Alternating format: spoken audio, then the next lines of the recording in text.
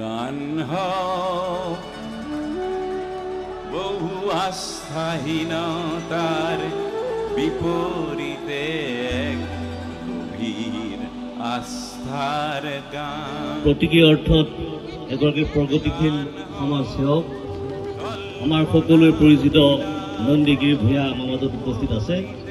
তেখেতে ধেমাজিৰ এই পিছপৰা মানুহবোৰক বা ল'ৰা ছোৱালীসকলক আৰ্থজনক বিভিন্ন সময়ত সহায় আৰ্থিকভাৱে মানসিকভাৱে সহায় সহযোগিতা আগবঢ়াই তেখেতৰ এটা সুস্থ মানসিকতাৰ পৰিচয় দাঙি ধৰিছে। আমি এই সভাতে আমি তেখেতলৈ ধন্যবাদ জ্ঞাপন কৰিছোঁ। এই বন্তি প্ৰদান কৰাৰ পাছতে আমি আনুষ্ঠানিকভাৱে 98 সংখ্যক ডক্টৰ ভূপেন হাজৰিকাৰ ওপৰত আমি এটি কেক জন্মদিন পালন কৰিম। এই কেকটি তেখেতে আনুষ্ঠানিকভাৱে কাটিব। প্ৰগতিশীল ব্যৱসায়ী আমাৰ সকলোৱে পৰিচিত নন্দীগিৰি ভূঞাদেৱক কেকটি কাটিবৰ কাৰণে অনুৰোধ জনাইছোঁ। আমাৰ মাজত প্ৰজ্ঞাশ্ৰী ফুকন আছে, নিহাৰিকা চাংমাই আছে, আহক মঞ্চলৈ।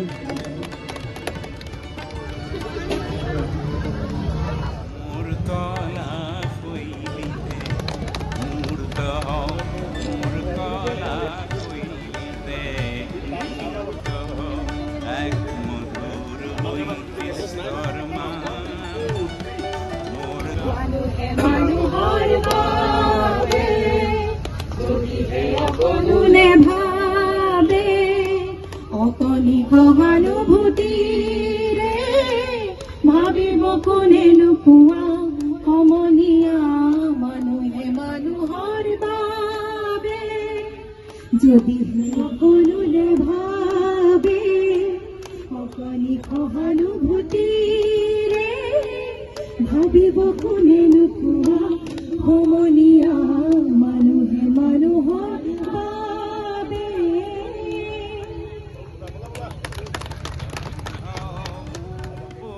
সুধাকণ্ঠ ডক্টৰ ভূপেন হাজৰিকাদেৱৰ 98 সংখ্যক জন্মদিৱসৰ আজি উদযাপন ধেমাজিৰ চিঞৰ আৰু শিল্পী সমাজৰ ধেমাজি উদ্যোগত যি জন্মদিন উদযাপনৰ ব্যৱস্থা কৰা হৈছে। আমি ডক্টৰ ভূপেন হাজৰিকাদেৱক সকলোৱে অন্তৰৰ পৰা জানো। কোনো এজন ব্যক্তি ইয়াত চাগে নাই যাৰ বিষয়ে কোনোবাই ইয়াত অনভিজ্ঞ। বহুত বহলাই কোৱাৰ প্ৰয়োজন নাই যদিও আমি এনে এজন অসমৰ গৌৰৱ যি আমাৰ অসমৰ লগতে ভাৰতবৰ্ষক গৌৰৱান্বিত কৰিছে। তেওঁক মৰণোত্তৰভাৱে হ'লেও ভাৰত ৰত্ন প্ৰদান কৰিছে।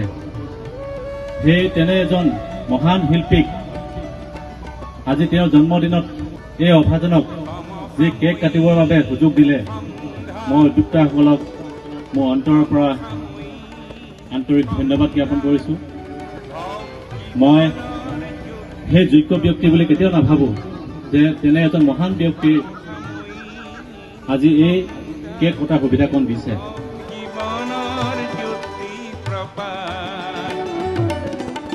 তাৰেই গান